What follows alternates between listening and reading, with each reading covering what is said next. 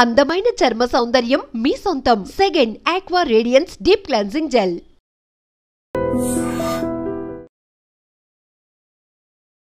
Welcome to iDream media. So జనరల్గా gastric issues చాలామంది ఇబ్బంది పెడుతూ ఉంటాయి. ఎందుకు ఈ ప్రాబ్లం అనేది వస్తుంది, నాడీ వైద్యంలో దీన్ని ఎలా తెలుసుకుంటారు, ఎలా కరెక్ట్ చేస్తారు, మరి టిప్స్ ఏమున్నాయి, హోమ్ రెమెడీస్ ఏమున్నాయి దీన్ని తగ్గించుకోవడానికి, వివరాలు తెలుసుకుందాం. ఈరోజు మనతో పాటు ఉన్నారు ప్రముఖ నాడీ వైద్య నిపుణులు డాక్టర్ ఉమా వెంకటేష్ గారు. డాక్టర్ గారు నమస్తే. నమస్తే. డాక్టర్ గారు, జనరల్గా నాడీ వైద్యం అంటే అది నాడీ పంచభూతాల మీద ఆధారపడి ఉంటుందా, అంటే ఎట్లా చెప్తారు అసలు? ఇప్పుడు బేబీ ఊంబులో ఉంది, ఊంబులో ఉన్నప్పుడు బేబీకి ఏంటి, మనం ఏమైనా సపరేట్ ఫుడ్ పెడతామా? కాదు కదా, మదర్ తీసుకున్న ఆహారమే వెళ్తుంది. అంటే మ్యాక్రోకాసం అనే మనం అనుకోండి, లోపల ఉన్న మైక్రోకాసంకి ఫుడ్ ఇస్తాం. అలాగే మనం పుట్టినది ఎలా అంటే కొన్ని లక్షల సంవత్సరం క్రితం మనుషులు ఉత్పత్తి అయినప్పుడు ఈ పంచతత్వాల ఎనర్జీలో నుంచి మనం ఉత్పత్తి అయ్యాం. చూడండి, ఇప్పుడు ఎగ్జాంపుల్ తెలుసుకోవాలంటే ఏదైనా ఒక రవ్వ ఉందనుకోండి, తీసి ఏదైనా ఒక డబ్బాలో పోసి పెడతాం. కొద్ది రోజుల తర్వాత దానిలో పురుగులు వస్తాయి. మనమేం పురుగులు పట్టి వేయలేదు కదా, ఎక్కడి నుంచి వచ్చినాయి అందులో కదా, దేనిలోనైనా పురుగులు వస్తాయి కదా మనకి. ఆ పురుగులు ఎక్కడి నుంచి వచ్చినాయి? మనకి బ్లాక్ పురుగులు వస్తాయి, రకరకాల పురుగులు వస్తాయి. ఏదైనా అది ఎలా వస్తాయనంటే ఈ పంచతత్వాలు దాని లోపల ఉన్నప్పుడు ఒక ప్రాణం ఉత్పత్తి అవుతుంది అన్నమాట. ఇప్పుడు అలాగే మనకి బేబీస్ పిల్లలు పుట్టలేదు అన్న వాళ్ళకి కూడా ఎనర్జీస్ ఒకటి ఇంబ్యాలెన్సెస్ ఉంటేనే పిల్లలు కూడా పుట్టరు, అలా ఉంటాయి అన్నమాట. సో ఇప్పుడు పంచతత్వాలు కరెక్ట్గా ఉండాలి అంటే మన మ్యాక్రోకాసం ప్రపంచంలో నుంచి ఒక ప్రాణం ఉత్పత్తి అయింది. ఈ ప్రాణానికి ఆహారం ఏంటి? అదే ఎనర్జీ ఆహారం. అంటే మనకి ఈ నెయిల్ కార్నర్స్, చేతుల్లో కాళ్ళలో నెయిల్ కార్నర్స్ దగ్గర నుంచి ఒక కెనల్ లాంటి పాత్ ఉంటుంది అనమాట. అది ఒక ఎంటీ పాత్ లాగా ఉంటుంది, ఒక కెనల్ లాగా. ఆ పాత్ లోపల ఈ ఎనర్జీ మనకి రిసీవ్ అయ్యి లోపలికి వెళ్తూ ఉండాలి. ఎగ్జాంపుల్ ఇప్పుడు కడుపు ఉందనుకోండి, కడుపు అనేది ఎర్త్ ఎనర్జీ కింద వస్తుంది. ఆ ఎనర్జీ కింద ఈ ఎనర్జీ కాళ్ళల్లో నుంచి వెళ్తాయి అనమాట. అలా వచ్చి కడుపు చుట్టూ ఆ ఎనర్జీ ఫామ్ అవుతాయి. ఆ ఎనర్జీ ఫామ్ అయ్యి ఉన్నప్పుడు మనకి ఆకలి వేసినప్పుడు, మనకి ఆకలి అని మనకేం తెలియదు, ఆ లోపలికి కావాలి అన్నప్పుడు అక్కడ ఉన్న స్టమక్ వచ్చి ఈ ఎనర్జీని తీసుకొని రెజ్యువినేట్ అయిపోతుంది. దానికి ఆహారం అక్కర్లేదండి. యాక్చువల్గా చూస్తే ఆహారం అక్కర్లేదు. ఆ తర్వాత ఈ ఎనర్జీ వెళ్తున్న పాత్రలో ఎమోషన్స్ వల్ల బ్లాకేజెస్ రావడం జరిగింది. అలా బ్లాకేజెస్ వచ్చినప్పుడు ఈ ఎనర్జీస్ సరిపోలే. ఇక్కడ బ్లాకేజెస్ వచ్చింది, ఇక్కడ ఎనర్జీ లేదు, కడుపు చుట్టూ మనకి ఎనర్జీ లేదు, కడుపుకి కావాలి ఏదో ఒకటి, తీసుకోవడానికి ఏం లేదు. అప్పుడు మనం కాయలు ఏదో కోసుకో తినడాలు, రూట్లు తీసుకొని తినడాలు, ఇలాంటివన్నీ తిన్నప్పుడు అది ఏదో కడుపులో ఫిల్లింగ్ లాగా మనకు వచ్చింది. అంటే మన ముందు తరాల వాళ్ళకి కొన్ని లక్షల సంవత్సరం క్రితం అలా వచ్చినప్పుడు మనకి కావాల్సింది ఇదే ఆహారం అనుకొని మనం అలా తీసుకొని తినడం మొదలుపెట్టాం. ఆ తర్వాత ఇది బాగాలేదనుకో నిప్పు ఉత్పత్తి చేసి నిప్పులో కాల్చుకో తినడాలు, వేపుకో తినడాలు, ఇలా మనం చూడండి. ఇప్పుడు ఒక 5-6 ఏళ్ల క్రితం వరకు కూడా ఇన్ని వెరైటీ ఆఫ్ ఫుడ్ లేదు కదా, ఇన్ని వెరైటీ ఆఫ్ జబ్బులు కూడా లేవు కదా. ఇప్పుడు మనం ఏం చేస్తాం, అప్పటి నుంచి కూడా చాలా రకరకాల ఫుడ్ తినడం, ఫుడ్ కోసమే మనం బ్రతుకుతున్నట్టు, మనం బ్రతకాలంటే ఫుడ్ తినాలి అని అయిపోయింది. బయట ఫుడ్ తినాలి. ఆ స్విగ్గీలో సగం రోజులు ఇంట్లో ఉండాలి, సగం రోజులు హాస్పిటల్లో ఉండాలి. అన్నీ మనకి మనమే తెచ్చుకున్నాం, ఏది లేదు. పూర్వంలో మనిషి పుట్టినప్పుడు ఇది మనం దేంతో అయితే పంచతత్వాలతో పుట్టామో ఈ ఎనర్జీ మనకి కరెక్ట్గా ట్రావెల్ అవుతూ ఉంటే జబ్బులు లేవు, ఆకలి కూడా లేదండి. ఇప్పుడు మా పేషెంట్స్ చాలామంది దీనికి విక్టిమ్స్ ఏంటంటే,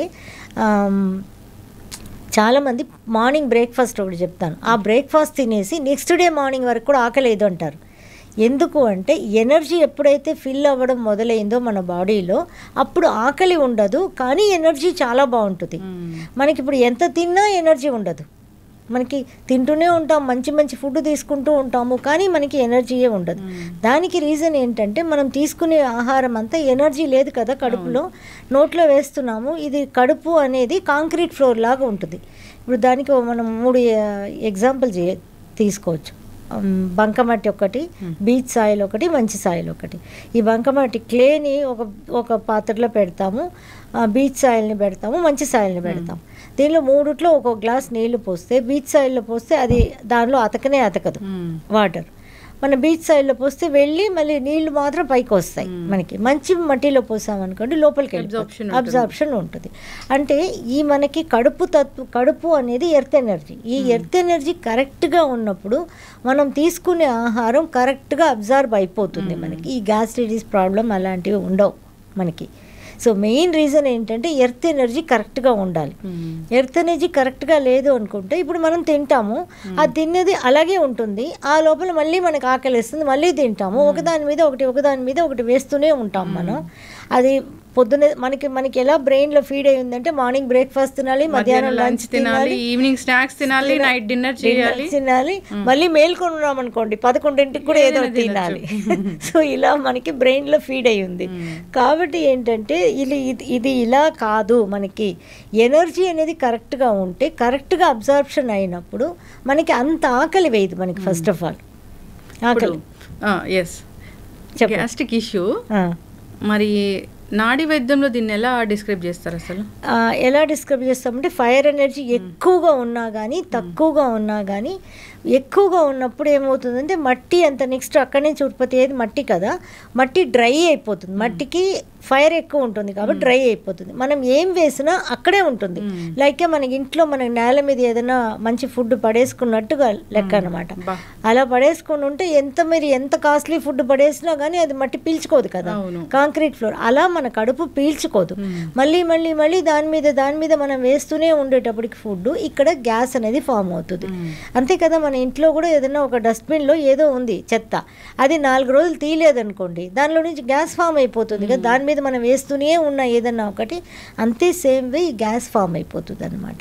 ఈ గ్యాస్ ఫామ్ అయినప్పుడు దాన్ని మనం ఎలా బాగు చేసుకోవచ్చు అంటే, ఒకటి పల్స్ బ్యాలెన్సింగ్, ఎనర్జీ లెవెల్ సెటరేట్ చేసుకునేటప్పుడు న్యాచురల్గానే బాగైపోతాయి. మళ్ళీ దానికి మనం కానీ టైం తీసుకుంటుంది. జనానికి ఎలా ఉంటుంది అంటే ఒక్కసారికి బాగైపోతుందా అనే క్వశ్చన్స్ ఉంటాయి అన్నమాట. ఒక్కసారికి డెఫినెట్గా బాగా కాదు. ఎవరో రేర్ పీపుల్కి ఒక్కోసారికి కూడా రిజల్ట్ వస్తాయి, కానీ అదే ఇంకా కంటిన్యూ ఉండదు. సో ఇది మెయింటెనెన్స్ ఉంటుందన్నమాట. వీక్లీ వన్స్ చేసుకుంటూ, మళ్ళీ 15 days వన్స్ చేసుకుంటూ, మళ్ళీ మంత్లీ వన్స్, మళ్ళీ 2 months వన్స్, 3 months వన్స్, ఇలా. ఇప్పుడు అబ్రాడ్ నుంచి వచ్చేవాళ్ళు ఇయర్లీ వన్స్ చేసుకొని పోయే వాళ్ళు కూడా ఉన్నారు. అలా మెయింటైన్ అవుతుంది. కానీ డెఫినెట్గా మెయింటెనెన్స్ కోసం మనం రెగ్యులర్గా దీన్ని చేసుకుంటూ మనం ఉండాలి. అది మనం బుర్రలో పెట్టుకోవాలి. ఎందుకంటే చాలా మందిని చూస్తున్నాను, ఒకసారి వస్తే చాలా, ఎన్నిసార్లు రావాలి అంటారు. ఎన్నిసార్లు అనేది మనకు కూడా తెలియదు. వాళ్ళ బాడీ తత్వం ఎలా ఉందో దాన్ని బట్టి మనం నాడీ బ్యాలెన్స్ చేసినప్పుడు జరుగుతాయి.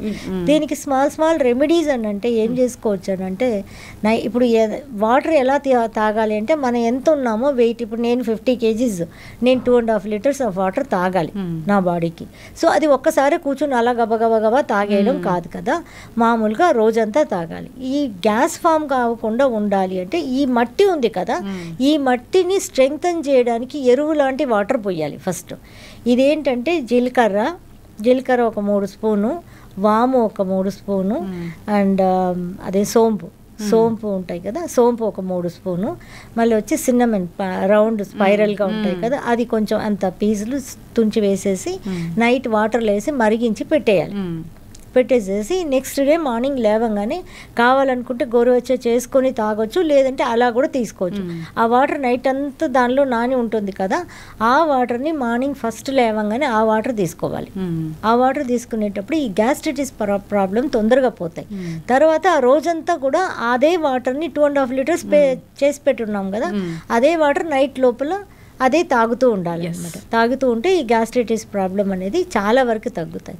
ఇంకేంటంటే ఒక చాలా బ్యూటిఫుల్ అయిన టిప్ ఏంటంటే, 2 బియ్యం గింజ, మనం అన్నం వండుతాం కదా పచ్చి బియ్యం, ఆ 2 బియ్యం గింజ ఒక చిన్న డబ్బాలో పోసుకొని 2 బియ్యం గింజ గంటకి, మళ్ళీ ఇంతంత వేసుకోకూడదు బియ్యం, 2 అంటే 2.